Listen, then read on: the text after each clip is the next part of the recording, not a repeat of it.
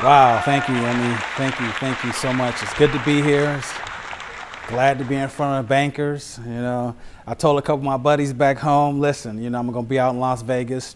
Got a bunch of bankers out there. Maybe come out and get a loan, borrow some money. If you see a couple of kids walking by, those are my kids. With their hats off. I say banks are here, so you guys got to be lending some money. I found it odd in today's economy that we're in Las Vegas, by the way, because if you look at the housing industry, it's been just a big gamble in the first place. Before I get started, I just want to give a special thanks to Jim. Jim is out there somewhere. I can't see him with the lights in my face, but Jim, I just want to thank you for this opportunity, and thank you for being a real catalyst for providing loans to people and home ownership. So wherever you are out there, Jim, I just want to give Jim a round of applause. Jim's a great guy. Well, many of you are at your tables now and seated, and it's my book. I want to thank National Faith Homebuyers for providing this for everybody here. It's great reading material. It's lending 101. It's just another joke, but I'm here today just to spend a little time with you on a very, very serious subject: credit. Access to credit, lending, and just doing a shift in how we think. And I was asked to share my story with you, bankers, my personal story about what lending has made a difference in my life, in my family, having goals and dreams and plans. Now, we're all here today in one of the worst times in our country. A ton of banks are closed, and a lot of you are charged with making loans in a very, very difficult economy to people, taking FICO scores up to 1,000, I heard now.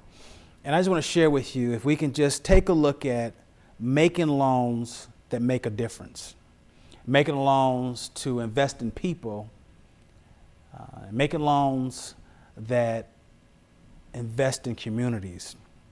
And maybe we can get away from the loans that we know didn't work, stated income loans and no down payment loans. I feel like in today's economy, period, if you're going to own a house, you need to put a down payment down. That was wishful thinking, but as you can see, it didn't work. Several years ago, I had a dream. I was young. I was 18 when I had my daughter, Brianne, who is now 23, and my son, Anthony. I was 19. And I was out in this big place, this world. And although I had a great home and a great father that invested his time and energy in me, I had my own plans of doing things my way, and I got in some trouble. And I got this girl pregnant when I was 18, just right out of high school. You can imagine what that's like for a kid. My wife and I moved around from place to place. We were tenants, lived in some deplorable places with our 2 young children. And I always had this dream that, one day I wanted to own a house. I finally got that opportunity. And if it was not for what we call a high price loan, or a loan that had high interest rates, I probably wouldn't be here today. So I think that we need to rethink lending in this whole interest rate thing. And I think this predatory lending conversation has gotten you guys scared.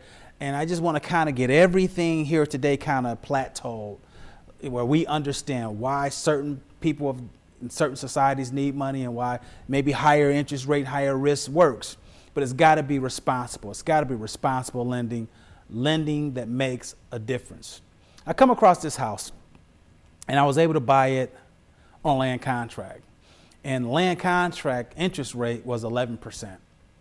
But my plan was to buy this house, make my payments on time, get my credit together, and then take that house and turn it into a mortgage.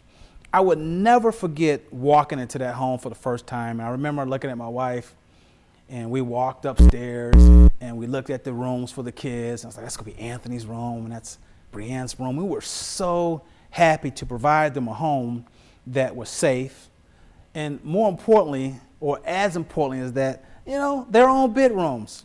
I mean, if you ever slept in a room with a couple kids and yourself, it gets crowded. To have their own bathroom, their own bedroom.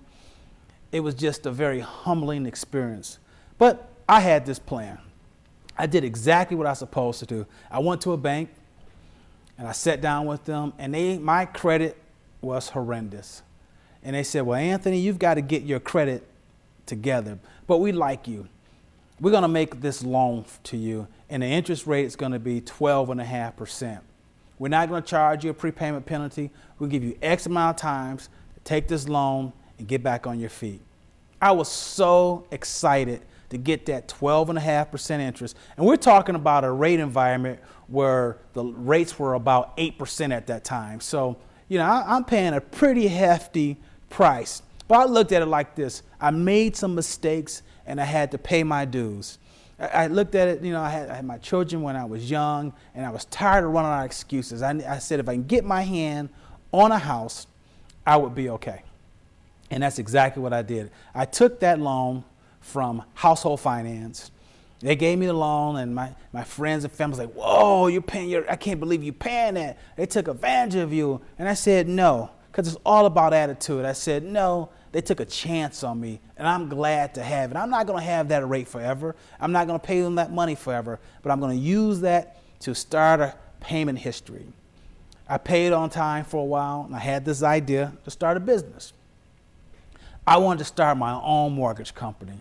I shared with many of you in conversation how a lady walked in my office and said she wanted to put a house on layaway.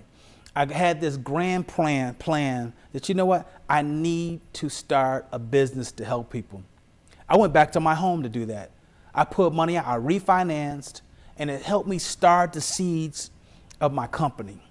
So home ownership, it is so important for families, for people who dream, want something, want this American dream. It's tied right to home ownership. That's why access to credit is so important. It is just so important, access to credit.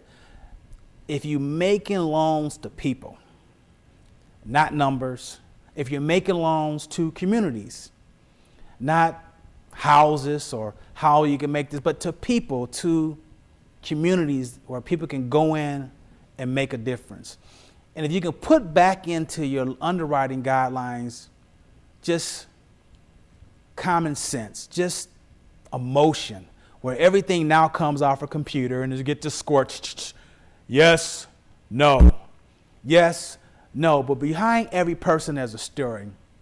And if you get the opportunity to hear this story and feel that story, then you can make a more informed decision on lending to people like myself.